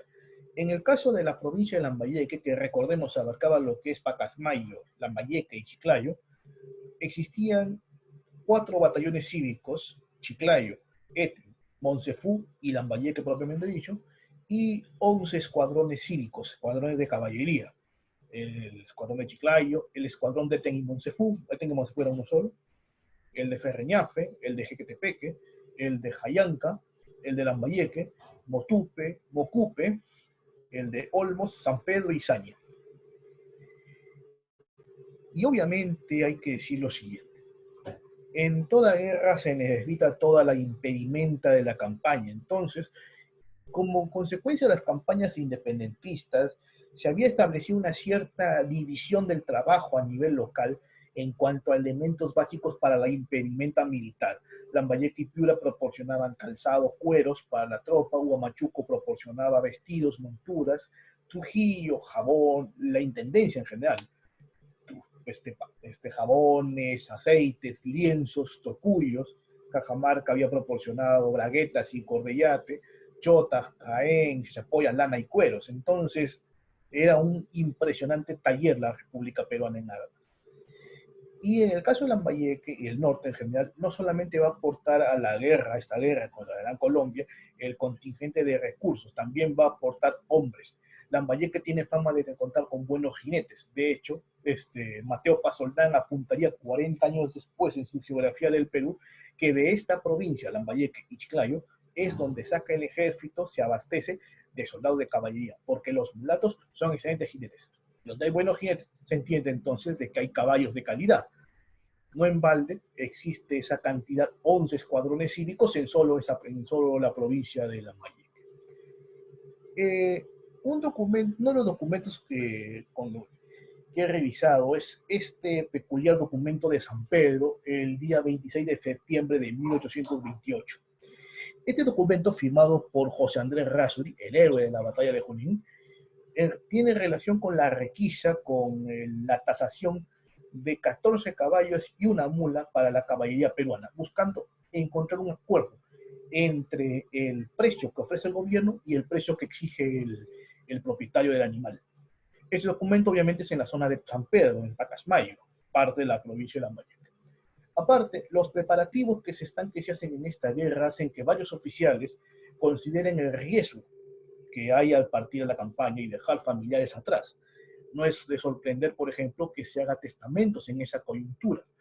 En el archivo regional existen en los libros notariales varios testamentos, en concreto que lo revisé anticipadamente, no los apunté todos. Hubo uno que sí me atrajo bastante, más que nada por el testador en sí. Lamentablemente, por efecto de la presente situación, no he podido transcribir los diversos testamentos que se encuentran en esos libros notariales. Entonces, estos testamentos nos acercan a la faceta humana de los numerosos personajes, de los soldados que fueron a la campaña de la Gran Colombia. El testamento en cuestión es el del teniente coronel de los húsares del Perú, de Junín, don Domingo Nieto Márquez, futuro gran mariscal del Perú, conocido luego por su apego a la legalidad como el Quijote de la Ley. El testamento del mariscal Nieto, fechado el 17 de noviembre de 1828, a 1 o 2 días antes de que el ejército abandonara Lambayeque para dirigirse a Piura, Nieto se presenta ante el escribano José Matías Delgado, él declara su fe cristiana, pide ser sepultado en la iglesia del lugar donde falleciese, declaró estar casado con la dama chiclayana doña María Solís y Pinillos, pariente de los polémicos hacendados Martínez de Pinillos, de hecho, así como el mariscal Orbegoso también estaba casado con una hija directa de estos Martínez de Pinillos. Todavía no tenían hijos porque recién se habían casado. Nieto se había casado el 30 de octubre y esta que hace testamento el 17 de noviembre.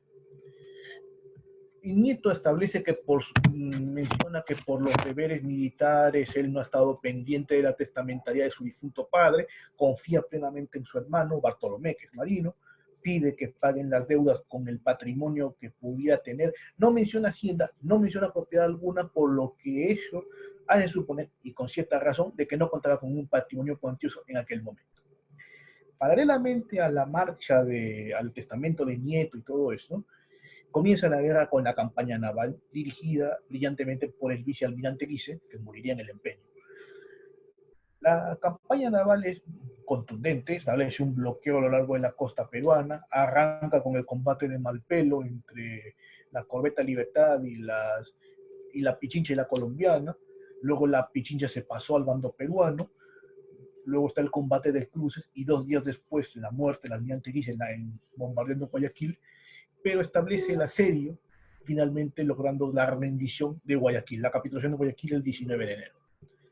Y de hecho, buena parte de la población empieza a pasarse al bando peruano por la cercanía, en primer lugar, y la relación económica constante que hay entre el sur de Ecuador y el norte del Perú. Entonces, había una relación sumamente fuerte, de tal manera de que inclusive si se revisan los documentos de la época de la independencia, está en el diario de operaciones del Ejército Libertador, hay una mención bastante breve que hace el general Las Heras de que los patriotas de Lambayeque le informan al general San Martín de lo que ha pasado en Guayaquil. Por ejemplo, eso permite también reforzar el tema de que Guayaquil fue clave en la independencia del norte peruano, por ejemplo. La Mar comienza, terminada esta cuestión de la campaña naval, la Mar comienza la campaña terrestre, en principio. Sale de Piura y busca demorar un poco para dar tiempo a la llegada de la División del Sur. La División del Sur, con Gamarra en la cabeza, demoró bastante en llegar. Salió de Puno en septiembre, se demoraron 47 días en Arequipa, vaya uno a saber en qué se demoraron en Arequipa, según saben, festejos y agasajos que le ofreció la fuente. Recién llega a Loja en enero del 29. Muchos sostienen entonces que los regreses peruanos tuvo mucho que ver la mano oculta de Gamarra, conspiración con la Mar y Santa Cruz para derribar a la Mar. Pero en fin, la Mar había salido en noviembre. El 20 de noviembre salen de Piura las 2 divisiones que tenían en aquel momento el ejército, con el presidente a la cabeza. Marchan hacia el norte. Luego, el 29 de diciembre, ocupan Loja. La Mar entonces despacha al coronel Pedro Benigno Raulet, que también tuvo una participación en la independencia del Perú, por un francés veterano de las guerras con Napoleón, que había venido a participar en la campaña libertadora. De hecho, instruyó al parte de la caballería lambayecana, estuvo un tiempo en Lambayeque durante la época de la independencia, de hecho, y Raulet, que era un militar muy experimentado y audaz, es enviado con una fuerza de avanzadilla, 2 escuadrones de caballería y una compañía de infantería para inspeccionar el terreno. Sin embargo, la Mar avanza con una lentitud constante porque tiene que estar esperando la división de Gamarra. Cuando la división de Gamarra por fin llega a finales de enero del 29, se organiza el ejército en 3 divisiones. La primera división, formada por el general Plaza, a la cual se le ha sumado un batallón colombiano que se había pasado a los peruanos, el batallón Cuenca, el auxiliar de Cuenca. Está Cerdeña, y está el segundo división al mando de Blas Cerdeña, y la tercera división al mando del coronel Prieto. Necochea, el legendario Necochea, se queda bajo el mando de la caballería en sí. La Mar, que es general en jefe, y el presidente La Mar queda como director de la guerra. Y no solamente esto, sino que se decide enviar a Lambayeque el cuadro del batallón número 9 para reorganizarlo y para obtener un nuevo reclutamiento de tropas para seguir reforzando la campaña. Sin embargo, la campaña siguió un curso muy distinto, teniendo en cuenta lo que sucedió después. En el 13 de febrero del 29, las tropas colombianas de Sucre lanzaron un ataque mientras el ejército avanzaba hacia Girón, una parte de las tropas bajo el mando del general Urdaneta, las tropas colombianas, atacaron el parque peruano que estaba en la retaguardia, en el pueblo de Saraguro, que estaba bajo una indefensión sorprendente. Debido a ciertas cuestiones, el coronel Jiménez, que estaba a cargo de la guarnición de Saraguro, dijo años después de que él no había cumplido con su deber porque había recibido órdenes del mariscal Gamarra, pero bueno, él lo escribe cuando Gamarra ya llevaba años muerto, así que podía tal vez querer justificar su falta de precaución echándole la culpa al muerto, posible. Sin embargo, el 27 de febrero se produce el choque de Tarqui, la batalla de Tarqui en el portete de Tarqui. La leyenda ecuatoriana ha inflado bastante esta batalla considerándolo un triunfo decisivo sobre el ejército peruano, pero es bastante difícil de decir eso. Lo que ocurrió fue una lamentable descoordinación del alto mando peruano, que mandaron a la división de vanguardia, la primera división, la del general José María Plaza, le enviaron más allá a unas 3 leguas más o menos 14 kilómetros y medio de distancia, ocupando un contrafuerte montañoso, estrecho, rodeado de barrancos, que dominaba el camino entre Girón y Cuenca, y el problema es de que aún era una barranca muy, muy complicada de avanzar, están barrancos a un lado, una densa selva hacia el otro costado. El general Plaza logró colocar a las tropas lo mejor posible para afrontar un posible avance enemigo. Sin embargo, de todas maneras, le cayó encima todo el ejército colombiano. Plaza le había dicho al presidente que necesitamos que vaya todo el ejército, porque si voy yo solo no va a haber tiempo para que me refuercen a tiempo. Lamar dijo, he conversado con Gamarra, podemos llegar a tiempo. Y Plaza repuso, si se tratara solamente de mi vida, bueno, se quedó mascullando. Si se trataba de mi vida, pero también va mi honor de por medio. Y Plaza instaló sus tropas lo mejor que pudo, resistió 4 horas, el ataque más o menos comienza a las 5 de la mañana, resiste, ya para las 10 de la mañana el portete está tomado, mientras que Gamarra y el presidente intentan llegar a toda prisa. Gamarra simplemente llega, observa el asunto y ordena la retirada. Lamar se mantiene hasta el último momento en la retaguardia con las tropas, y es en ese momento cuando las tropas colombianas, que ya han ocupado el portete, empiezan a cargar sobre las tropas peruanas y se produce el episodio legendario, el episodio de leyenda, en el que el general Camacaro, al mando del escuadrón cedeño, decide desafiar, al estilo de los antiguos caballeros, a un combate singular, al comandante de los Horas del Perú, de los Horas de Junín, que era el coronel Nieto. Nieto se pone al frente, y es el episodio legendario en el cual Nieto termina clavándole la lanza a Camacaro y lo termina por matar. Es el episodio que muestra esa ilustración, que es de uno de los libros que heredé de mi colección particular, una novela sobre la campaña de la Gran Colombia, cuando los mariscales combatían.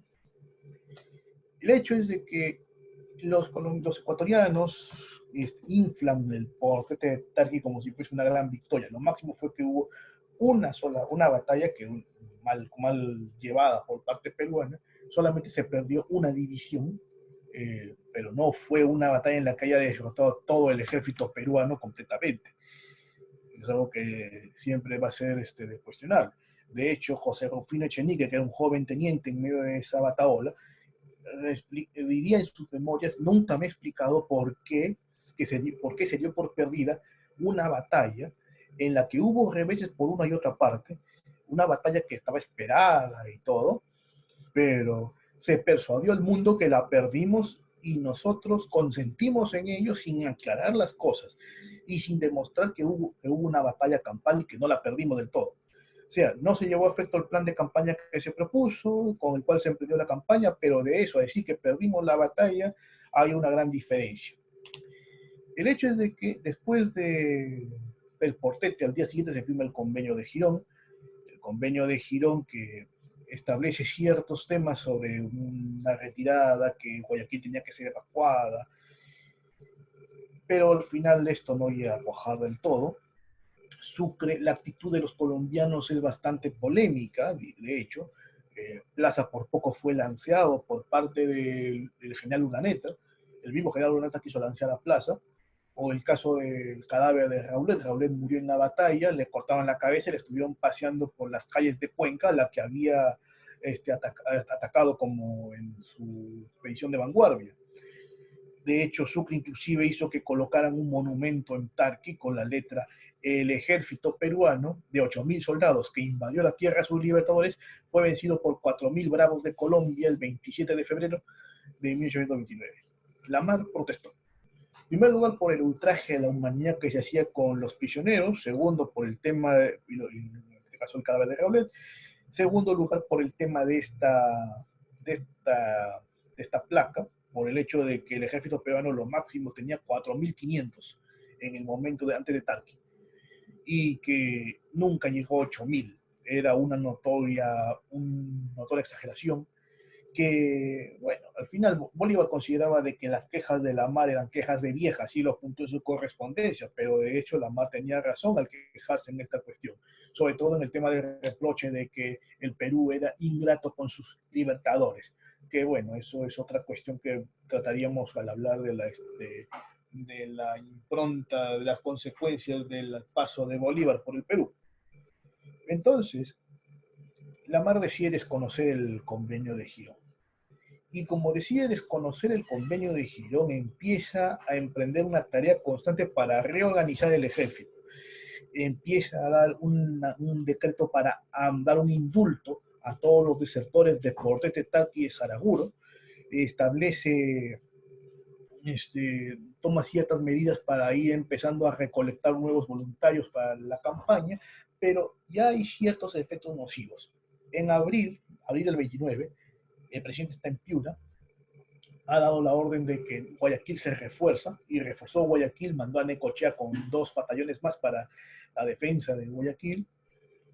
Sin embargo, hay conflictos entre los oficiales de uno y otro bando. Por ejemplo, en abril del 29 hay un grupo de oficiales que fueron dados de baja del ejército, eran de la División del Sur, de la División de Gamarra, fueron dados de baja del ejército por mostrar el mayor desprecio, y cito, a las disposiciones de su excelencia, presumiendo a presencia de varios oficiales en las expresiones más injuriosas y ofensivas al ejército y opuestas a la moral y al buen orden. Todo esto lo sabemos porque uno de los oficiales expulsados, el sargento mayor José Quintana, reclamaría su reincorporación al ejército en 1831, ya gobernando Gamarra, desde luego.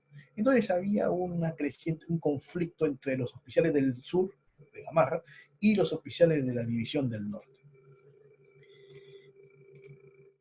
Lo que hay que decir es de que en la idea de reorganizar el ejército es constante. Hay una masiva cantidad de documentos y correspondencia, algunos de ellos publicados, otros que están relativamente inéditos, que muestran este ímpetu.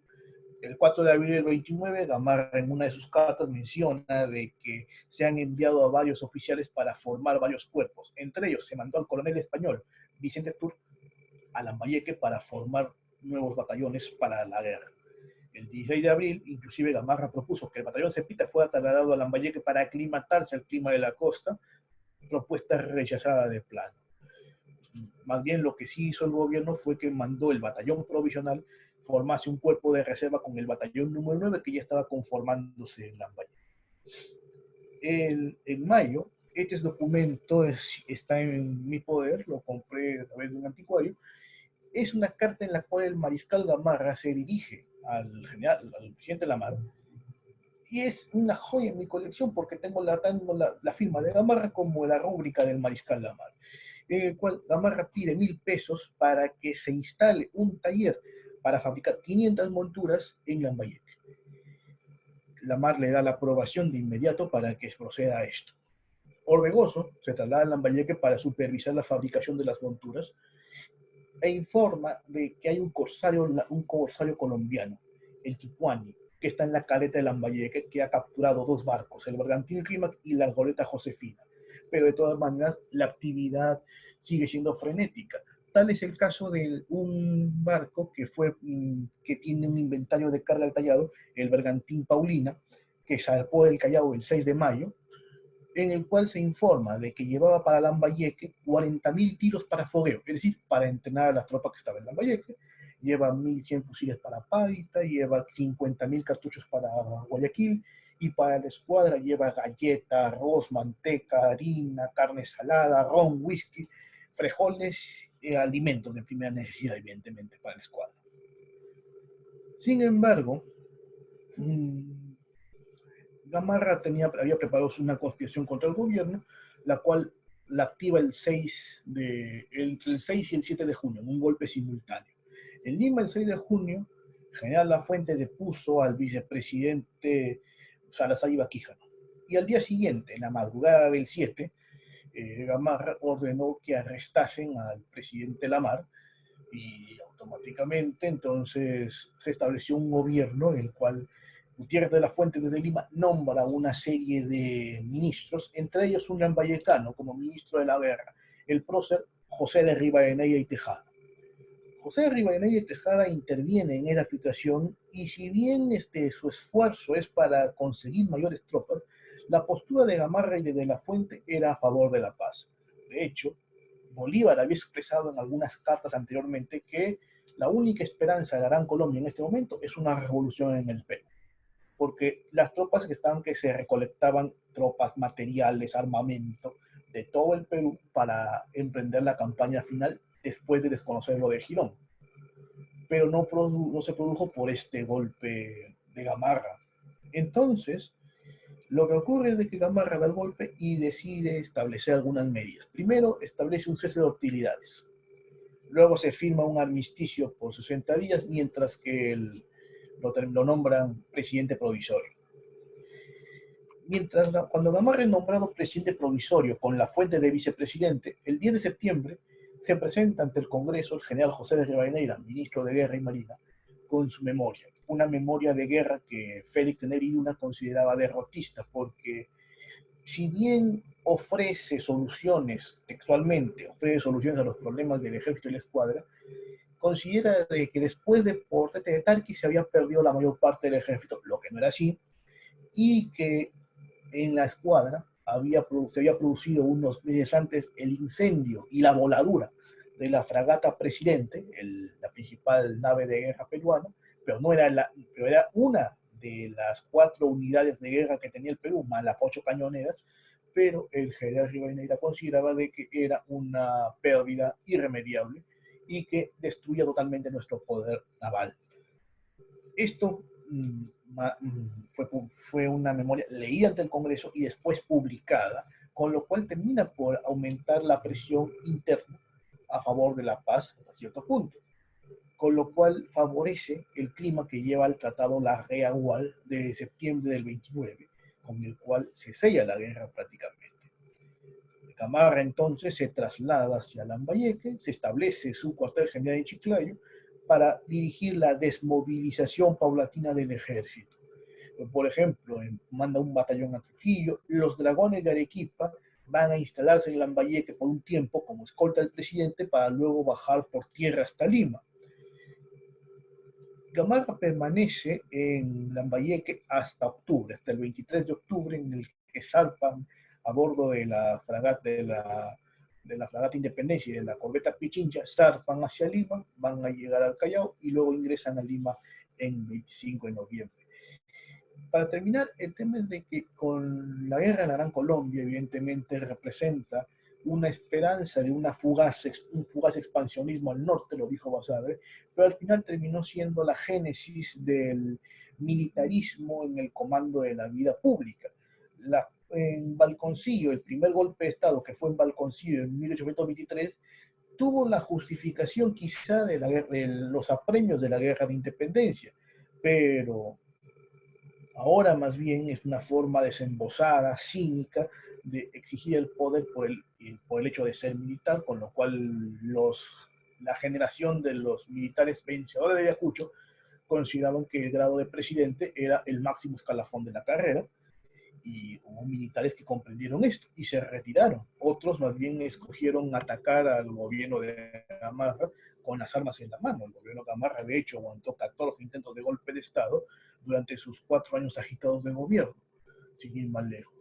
Lambayeque ocupó un papel muy importante durante esta etapa, ya sea a pesar del desastre del 28, Lambayeque todavía tenía cierto dinamismo como para servir de campo de entrenamiento y obviamente para reclutar soldados para el frente de guerra, evidentemente. Con eso concluyo mi intervención. Muy agradecido. Muchas gracias al doctor Freddy Centurión González por su brillante conferencia. Recordamos que estamos desarrollando la segunda fecha del 5º encuentro de patriotas del Bicentenario de la Independencia del Perú, Lambayeque, ciudad generosa y benemérita, diciembre 2020. Norte peruano, forjador de la libertad.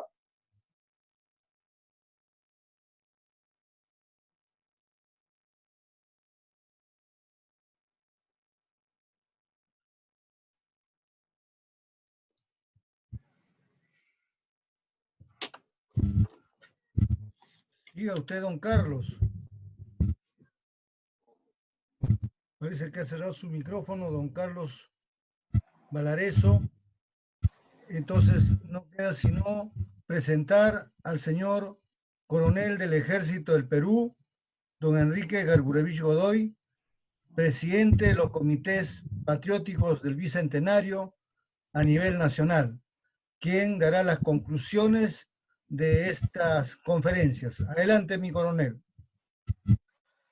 Buenas noches, gracias Ptolomeo. Buenas noches a todas las autoridades de los diferentes comités patriotas del Bicentenario de la Independencia del Perú, a todos los patriotas asistentes y a la digna concurrencia que asiste a este solemne acto correspondiente a la segunda fecha del 5º encuentro de los patriotas del Bicentenario de la Independencia.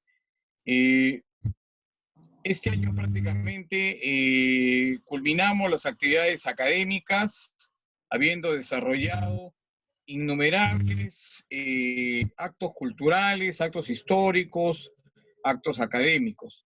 Hemos desarrollado 5 encuentros de patriotas que han sido muy especiales en lo siguiente: nos han permitido observar de manera detenida y minuciosa las visiones que tienen los historiadores locales y regionales sobre los diferentes hechos históricos que van a venir a constituir las efemérides que se van a conmemorar en este bicentenario que ya ha iniciado el 2019. Por ello que felicito a Martín Cabrejos por la manera como desarrolla esta historia local de Lambayeque, irradiándola y también ubicándola, ¿no?, exactamente en la historia patria, en la historia nacional. Y de la misma manera felicito al historiador Freddy Centurión, porque nos ha ubicado a través de la interpretación de las fuentes que muy bien ha investigado, en otro episodio en el cual, un episodio histórico obviamente, en el cual Lambayeque ha tenido una actuación preponderante.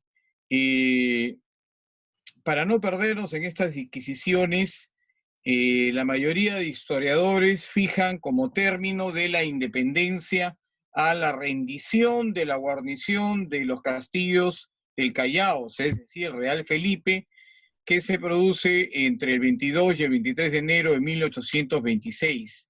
Después de eso, la mayoría de historiadores ya toman como el periodo de iniciación de la República, ¿no? Entonces, dentro de ese contexto previo a la consecución de la independencia, ubicamos la primera conferencia del prestigioso Martín Cabrejos, con un protagonismo muy importante de Lambayeque, como un partido integrante de la Intendencia de Trujillo. Y es que hay que tener conciencia que la independencia del Perú y por ende de América es un proceso sumamente complejo, en donde influyen una multiplicidad de factores que determinan el derrotero que se sigue. Pero lo importante, como siempre incido en las conclusiones que doy o en las conferencias que diserto, es que es un proceso genuinamente peruano. La independencia del Perú es un proceso que pertenece a los peruanos como protagonistas de ese proceso, ¿no? Entonces, eso creo que tenemos que tenerlo muy en claro, con incidencia de fuerzas extranjeras que nos ayudaron a lograrlo, como el caso de la Corriente Libertadora del Sur a cargo de San Martín o de la Corriente Libertadora del Norte a cargo de Bolívar. Mientras nosotros veamos el proceso de independencia ya específicamente del norte del ex virreinato del Perú como un todo, entonces vamos a tener una visión que integra toda esa intendencia de Trujillo, más la ciudad-puerto de Santiago de Guayaquil, que constituían desde la época virreinal, ojo que no estoy empleando el término colonial, sino virreinal como un todo. No solamente un todo geográfico, sino un todo económico, un todo comercial. Y esa es la importancia que tenía todo el norte del ex virreinato del Perú. En ese sentido, entonces, es necesario destacar que Lambayeque se presenta no solamente como un pueblo eminentemente pujante, como un pueblo equilibrado, armonioso, que en el momento oportuno apunta hacia la libertad, ¿no? Tal y conforme lo señala Martín Cabrejos, sino que constituye por la calidad, los valores morales de sus protagonistas, como son el futuro general Juan Manuel de Iturregui y Aguilarte, o el coronel José Pascual de Saco y Oliveros, y otros más, ¿no? Y otros más patriotas, constituye pues un foco que irradia valores, que irradia virtudes en todo el norte del Perú. Me parece que ese es el legado que nos deja esta proximidad de una conmemoración el día de mañana en esta importante ciudad de Lambayeque. No en vano, cuando se conforma la primera región militar, inicialmente en Lambayeque, sucede, ¿no? Esto se produce a mediados del siglo pasado. Entonces ahí es la sede por la posición central a que hacía mención brillantemente Martín Cabrejos. Tenemos también que destacar la figura de Torretagle como un gran organizador, como un articulador de estas independencias, a pesar que él era un brigadier general del Real Ejército del Perú, pues ya había dado muestras de una inclinación hacia las ideas libertarias. Es por eso que celebramos este traslado de sus restos, que fue una iniciativa que modestamente propusimos el año pasado en Trujillo, ¿no? Que fueran repatriados, no repatriados, sino trasladados del Camposanto donde se encontraban con su señora esposa, ¿no? Mariana Echevarría, a la ciudad de Trujillo, donde fue el actor de esta, o el protagonista de esta libertad.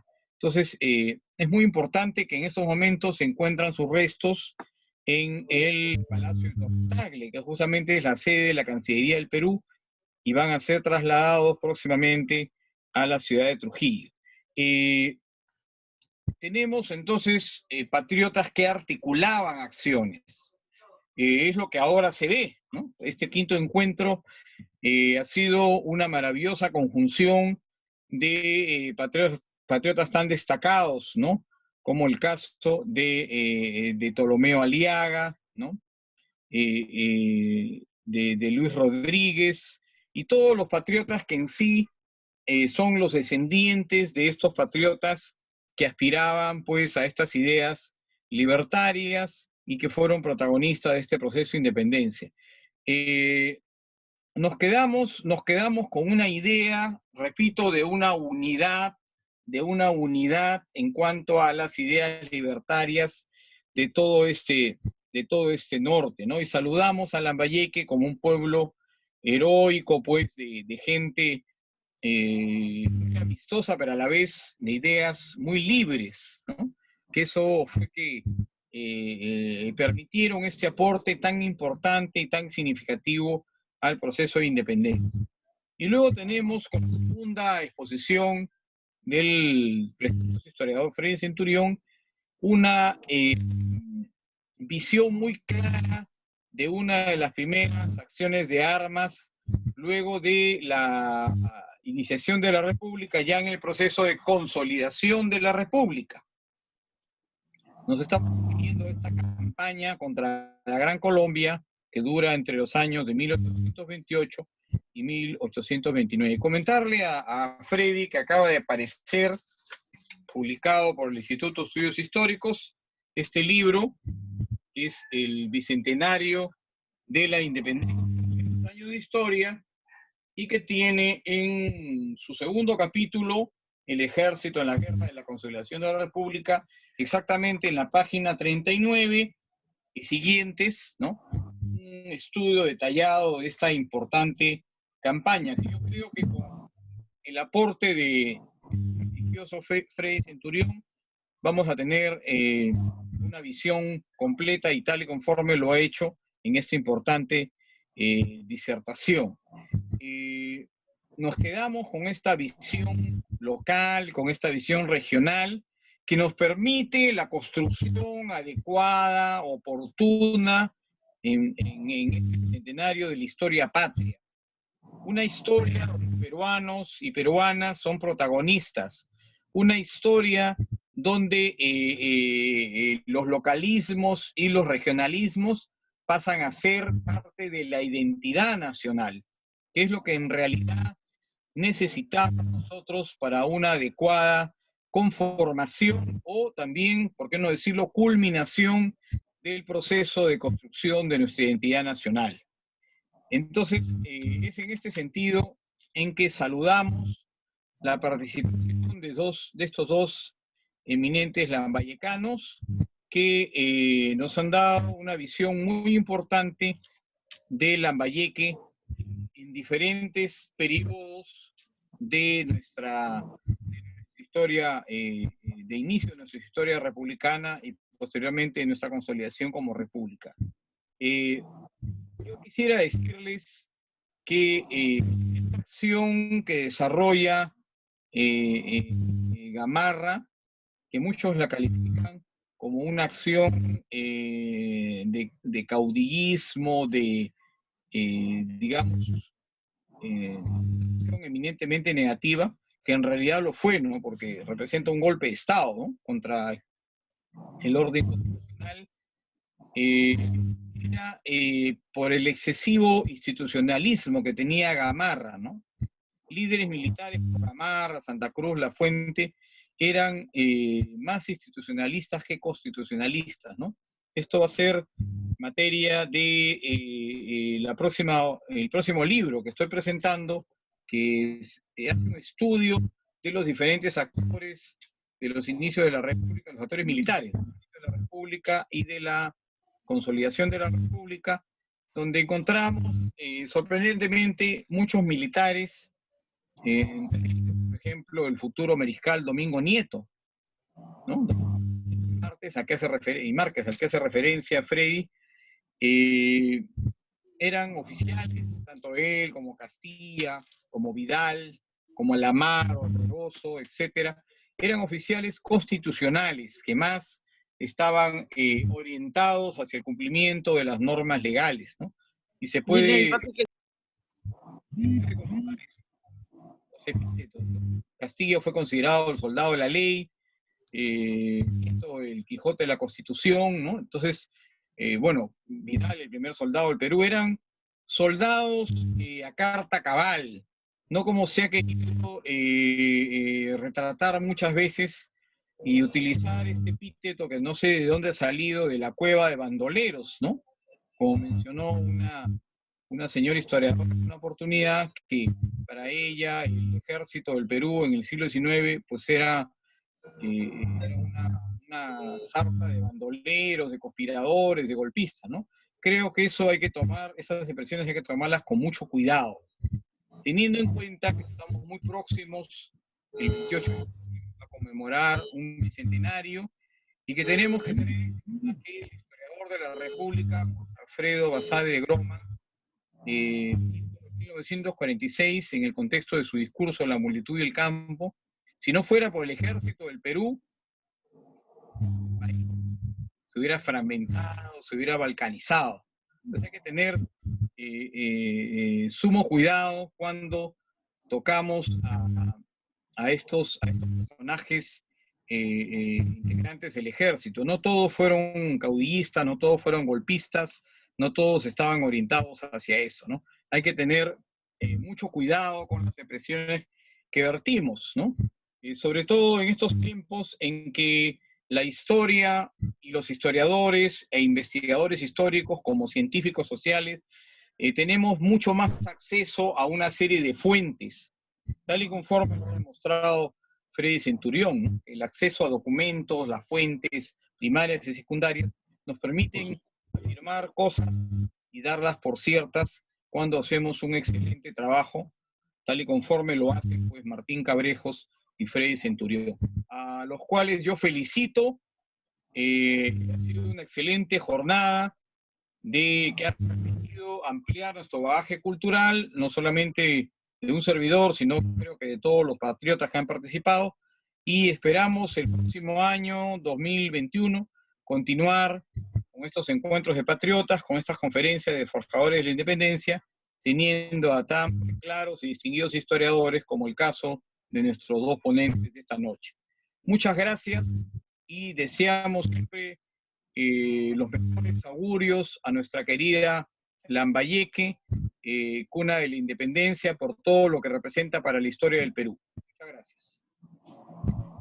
Por sus conclusiones y comentarios a las conferencias de Martín Cabrejos Fernández y Freddy Centurión González, nuestro reconocimiento y agradecimiento al coronel Ejército del Perú, Enrique Gargurevich Godoy, presidente de los comités patrióticos a nivel nacional. Sabemos todos de las profundas raíces que tiene en Lambayeque el coronel Gargurevich. Muy agradecido, Enrique, por tu intervención. Para las palabras de clausura, queremos invitar a la patriota Ada Yuen Juárez, directora del Archivo Regional de Lambayeque. Mucha de la documentación que se ha presentado el día de hoy y que ha servido de base para las brillantes conferencias de Martín Cabrejos y de Freddy Centurión procede del Archivo Regional de Lambayeque. Por ese motivo es que queremos invitar para que clausure esta segunda fecha del 5º encuentro de patriotas del Bicentenario de la Independencia del Perú, Lambayeque, generosa y benemérita, diciembre 2020, norte peruano forjador de la libertad, a la licenciada Ada Yuen Juárez, directora del Archivo Regional de Lambayeque. Adelante, Ada. Gracias, Carlos, por esta deferencia de que me permites, en primer lugar, saludar a nuestro presidente del Comité Patrióticos, el coronel Enrique Gargurevich, saludar a todos los presidentes de los comités patrióticos a nivel nacional e internacional, y principalmente a nuestro presidente Ptolomeo Aliaga por la organización en conjunto con los demás compañeros del norte de este 5º encuentro en su segunda fecha. Felicitar a los historiadores Martín Cabrejos y Freddy Centurión. Yo me siento verdaderamente muy orgullosa de ustedes, historiadores. Prácticamente son ustedes los jóvenes, los nuevos historiadores que prácticamente al usar las fuentes documentales del archivo que yo dirijo, están